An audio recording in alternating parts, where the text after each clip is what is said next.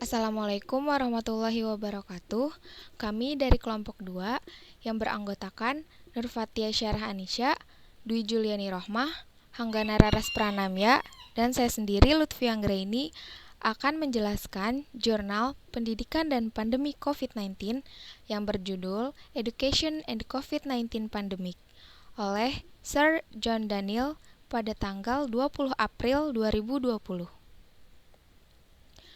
COVID-19 merupakan tantangan terbesar yang dihadapi oleh sistem pendidikan pada saat ini. Latar belakang, dengan adanya pandemi ini, pemerintah telah memerintahkan institusi pengajaran untuk beralih ke pengajaran online dan pendidikan virtual.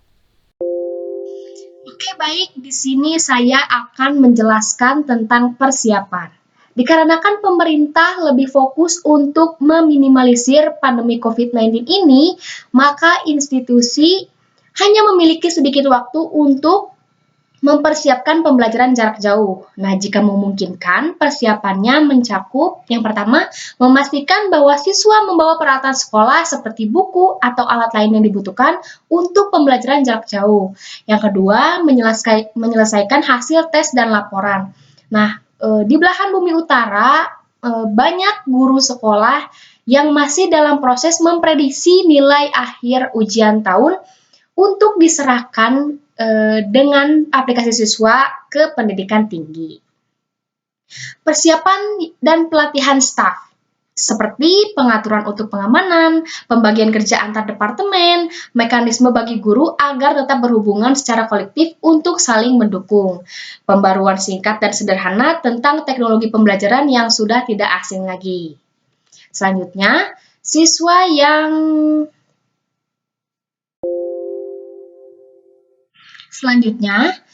yang berbeda memiliki kebutuhan yang berbeda pula. Nah, pandemi COVID-19 ini telah mengganggu kehidupan siswa. Tidak hanya pada level dan program studi mereka, tetapi juga pada poin yang telah mereka capai dalam program mereka. Selanjutnya akan dijelaskan oleh Dwi Juliani Rohmah.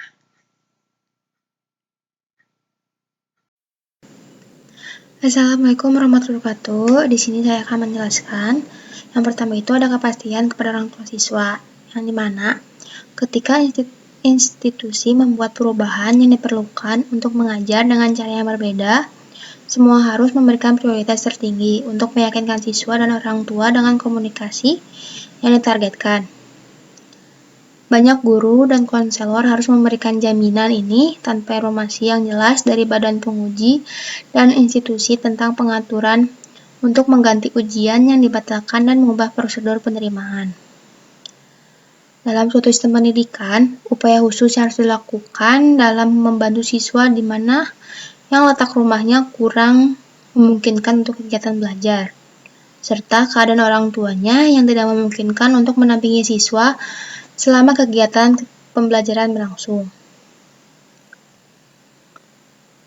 Selanjutnya ada pendekatan sederhana untuk pembelajaran jarak jauh. Di sini menggunakan pembelajaran asinkronus, yang dimana lembaga mengambil langkah untuk menginformasikan, meyakinkan, dan memelihara kontak dengan siswa dan orang tua siswa. Mereka juga harus meningkatkan kemampuan mereka untuk mengajar dari jarak jauh. Guru harus bekerja dengan apa yang mereka ketahui dan memberikan perhatian penuh kepada siswa, yang dimana untuk meyakinkan seluruh siswa daripada mencoba mempelajari pedagogi atau teknologi baru dengan cepat. Nah, yang pertama ini penyesuaian paling penting, yang dimana guru ini dapat memeriksa seluruh partisipasi siswa secara keseluruhan dan secara berkala. Nah, di sini juga guru dapat membuat janji temu online untuk siswa yang dimana sesuai kebutuhan siswa. Dan apabila ada pertanyaan, guru dapat menjawabnya. Nah, yang kedua ini, bagi mereka yang terbiasa mengajar di ruang kelas secara real time. Nah, yang kedua ini, untuk sebagian besar aspek belajar mengajar, para peserta didik harus berkomunikasi secara bersamaan.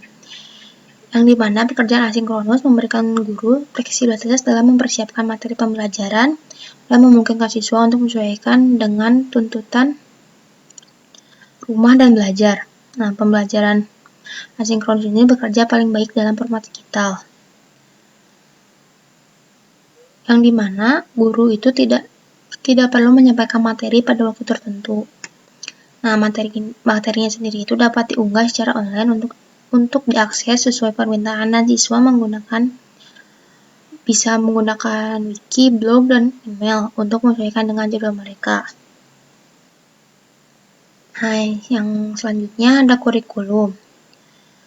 Yang dimana kurikulum apa sih yang harus digunakan dalam pembelajaran jarak jauh selama krisis COVID-19 ini? Di beberapa daerah memiliki kurikulum nasional perspektif, sedangkan di beberapa daerah yang lain memberikan keleluasaan yang luas pada guru untuk memilih konten program pembelajaran itu sendiri. Ya, meskipun penting untuk mengarahkan siswa belajar terhadap kurikulum, kelas, dan ujian atau penilaian yang mereka persiapkan. Juga penting untuk menjaga minat siswa dalam belajar mengajar dengan memberikan mereka tugas yang bervariasi, paling tidak dengan tugas yang sesuai dengan kondisi saat ini.